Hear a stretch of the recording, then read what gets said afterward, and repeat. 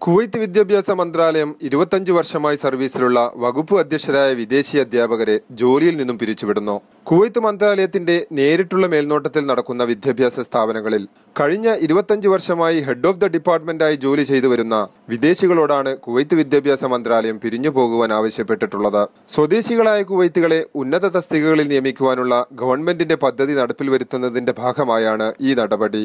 ഇതിന്റെ ഭാഗമായി വിദ്യാഭ്യാസ മന്ത്രാലയം മാനവവിഭവശേഷി manager Saud Al ജുവൈസർ Ahmadi governorate വിദ്യാഭ്യാസ മന്ത്രാലയം ഡയറക്ടറോട് തദടിസ്ഥാനത്തിലുള്ള ഉത്തരവിറക്കുവാൻ ആവശ്യപ്പെട്ടു കഴിഞ്ഞു. വിദ്യാഭ്യാസ മേഖലയിൽ ജോലി ചെയ്യുന്ന ചില പ്രമുഖർ ഈ തീരുമാനത്തിൽ അവരുടെ ആശ്ചര്യം പ്രകടിപ്പിക്കുകയുണ്ടായി. നേരത്തെ 35 വർഷം സർവീസിലുള്ള സ്വദേശികളായ അധ്യാപകരോട് പിരിഞ്ഞു പോകുവാൻ മന്ത്രാലയം ആവശ്യപ്പെടുകയും അത് നടപ്പിൽ വരുത്തുകയും ചെയ്തിട്ടുണ്ടായിരുന്നു. ഇത് സ്വദേശികളായ കോളേജ് പഠനം പൂർത്തിയാക്കിയ ചെറുപ്പക്കാരെ വിദ്യാഭ്യാസ തൊഴിൽ മേഖലയിലേക്ക് ആകർഷിക്കുവാൻ വേണ്ടിയായിരുന്നു.